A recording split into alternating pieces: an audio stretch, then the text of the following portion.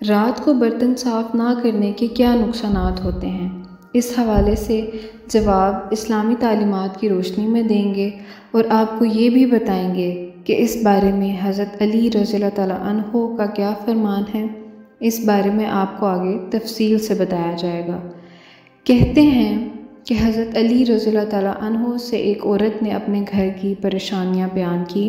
اور فرمایا کہ مجھے سمجھ نہیں آتی کہ ہمارے گھر میں کیوں بے برکتی ہوتی ہے۔ اس پر حضرت علی رضی اللہ تعالیٰ عنہ نے دریافت فرمایا کہ کیا تم رات کو برتن دھو کر سوتی ہو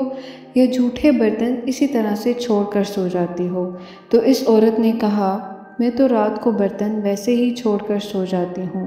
تو اس پر حضرت علی رضی اللہ تعالیٰ عنہ نے فرمایا کہ تمہارے گھر میں پریشانیوں اور بے برکتی کی وجہ یہی ہے،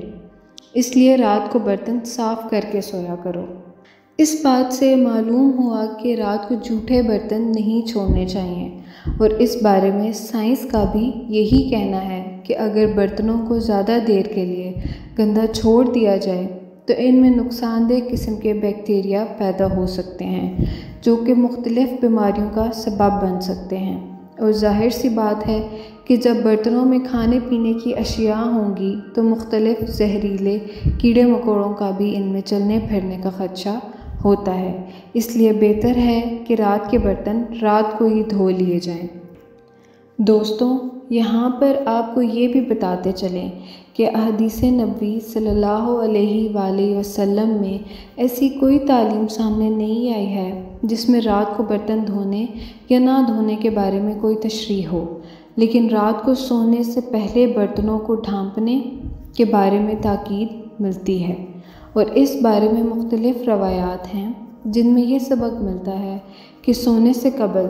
کھانے پینے کے برتنوں کو بسم اللہ کہہ کر ڈھانپ دینا چاہیے۔ اگر کوئی چیز نہ ملے تو کم از کم ایک لکڑی ہی سے ہی بسم اللہ کہہ کر اس پر رکھ دی جائے، اس لیے کہ شیطان بند دروازوں کو اور ڈھکے ہوئے برتنوں کو نہیں چھوتا۔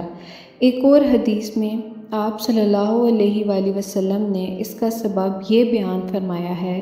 کہ سال میں ایک رات ایسی آتی ہے جس میں وبا اور بلا نازل ہوتی ہے، اور جس چیز کا منہ بند نہ ہو اور جو برتن ڈھکا ہوا نہ ہو اس میں یہ وبا